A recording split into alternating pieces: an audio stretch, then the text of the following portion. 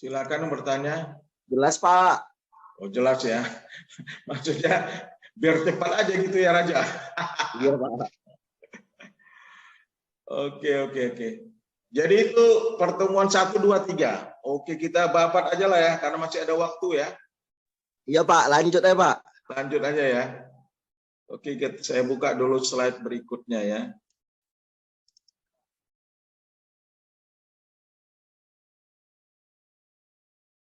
Jadi kalau ada waktu kita untuk membahasnya, udah saya akan share aja nanti PowerPoint-nya ya. Belajar sendiri aja.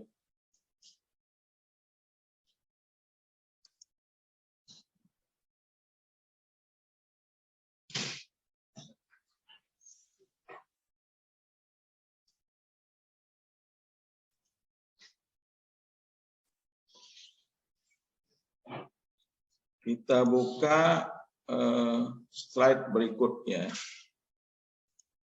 Ini pertemuan ke-5 dan ke-7.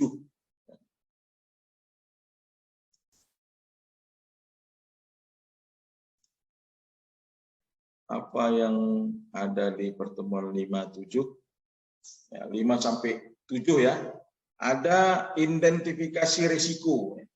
Jadi agar risiko itu bisa diminimalisir, maka harus ada identifikasi, kita klasifikasikan. Ini risikonya berat, ini risikonya sedang, ini risikonya ringan ya. Harus kita identifikasi. Kemudian tetap karena prinsipnya manajemen harus ada analisa dan evaluasi risiko. Lalu ada penanganan risiko. Jadi di dalam identifikasi risiko itu tentu mempunyai tahapan. Pertama kita harus identifikasi risiko. Diukur risiko itu berat atau tidak ya. Lalu risiko itu harus bisa kita kendalikan. Kita terbayang itu ada risiko kerugian. Nah, tentunya harus ada pengendalian supaya jangan ruginya terlalu banyak ya.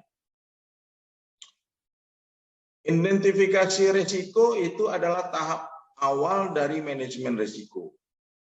Tahap ini berkenaan dengan penemuan risiko yang mungkin terjadi pada suatu proyek, proyek usaha. Ya.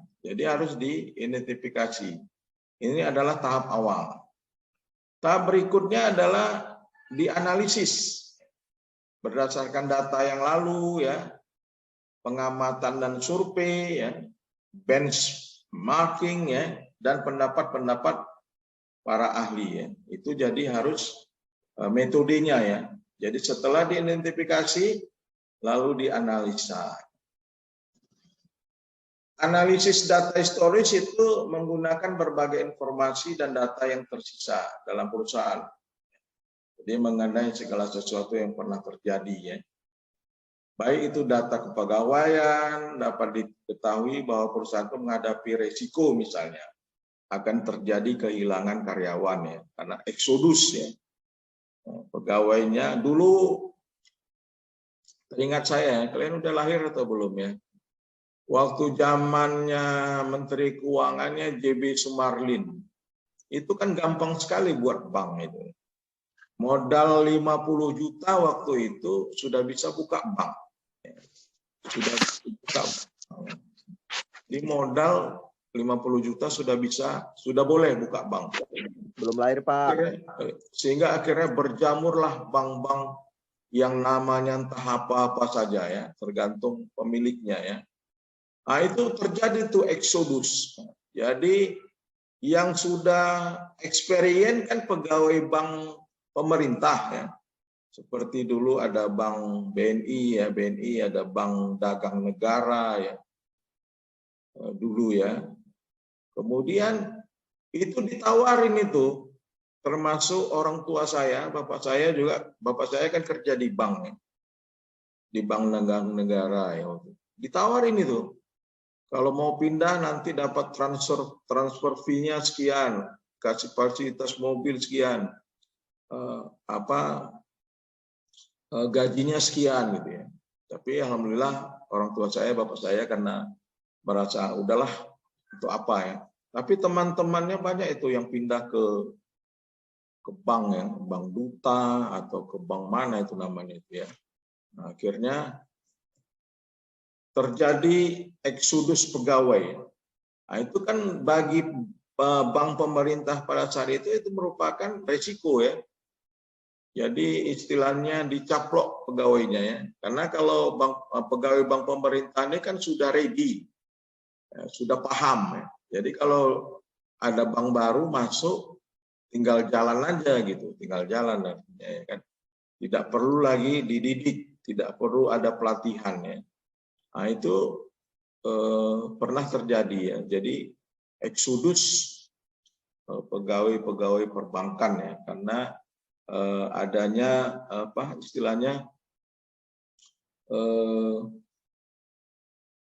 beberapa karyawannya dicaplok oleh pegawai perbankan yang baru itu ya.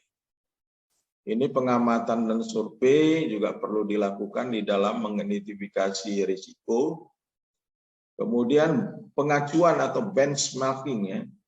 Itu bagaimana mencari informasi tentang risiko di tempat atau perusahaan lain ya. Misalnya bisa mencari informasi ya. Bisa dari berita di media massa, kemudian misalnya usahanya ini membuat eskalator di suatu hotel atau di suatu mall ya.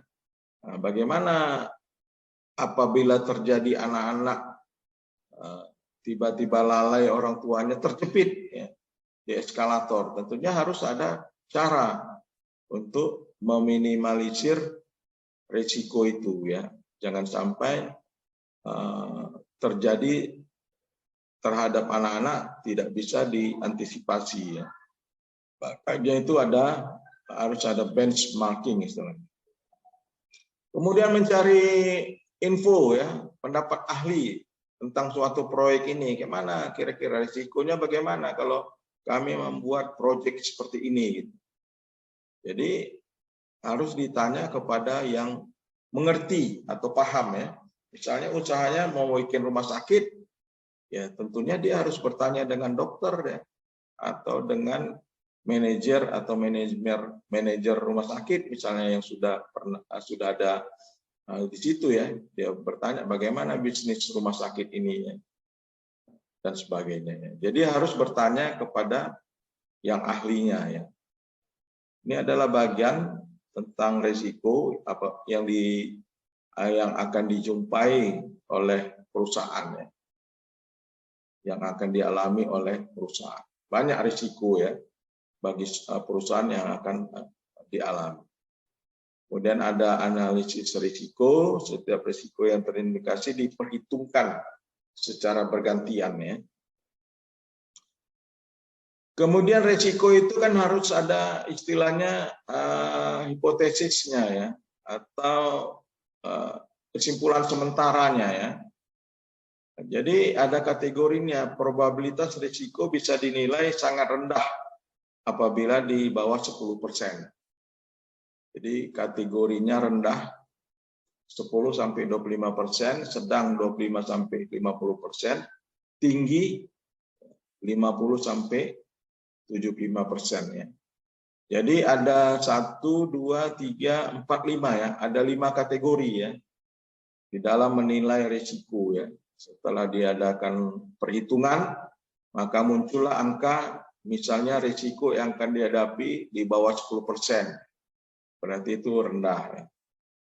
Misalnya setelah dihitung, wah ini 70-80% ini kerugian kita misalnya ya. Nah, itu sangat tinggi, itu risiko yang sangat tinggi. Kemudian risiko ini adalah penjelasannya. Nah, jadi risiko itu bisa dianalisis ya, harus dianalisis.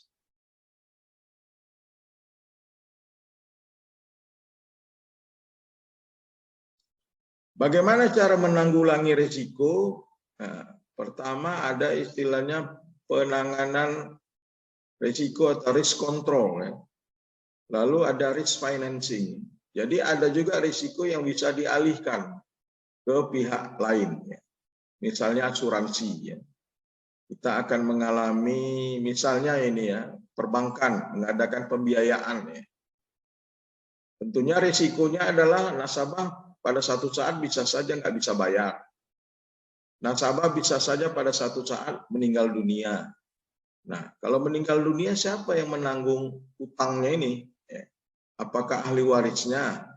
Nah, tentunya ahli waris pun tidak mungkin, apalagi kalau kepala keluarga yang bekerja. Tentunya risiko ini bisa dialihkan ke asuransi. Ya, dengan membayar premi nasabah itu ya, menambah premi yang akhirnya apabila terjadi sesuatu dengan nasabah ya atau kepala keluarga, maka hutangnya lunas dibayar oleh pihak asuransi. Dibayar oleh pihak asuransi. Jadi risiko ini bisa dialihkan ya, terutama untuk pembiayaan.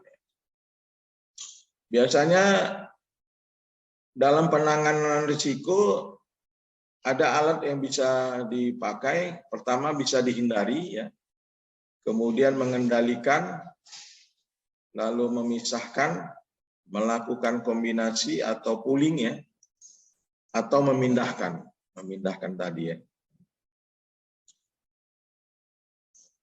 Tadi sudah saya jelaskan bisa dipindahkan ke asuransi atau melakukan retensi. Retensi ini adalah menabung ya. Menabung atau membuat biaya sendiri ya.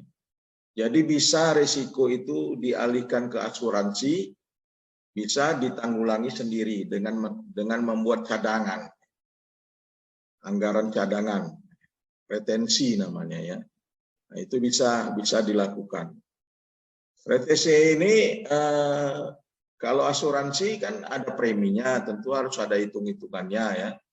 Nah, kadang-kadang perusahaan itu ya, wah preminya mahal kali asuransi, akhirnya mereka membuat retensi sendiri, cadangan ya, mencadangkan apabila kerugian dibuatlah pos cadangan kerugian ya. Nah, bisa seperti itu ya. Baik, ini saya lanjut saja.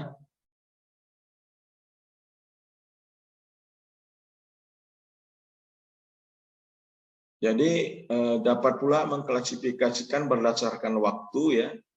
Risiko itu di bola perencanaan, pengamanan dan perawatan.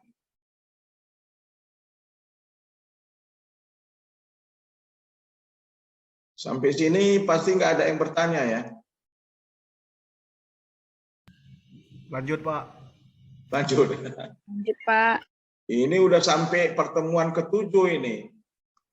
Bisa kita kebut hari ini ya, masih ada waktu ya.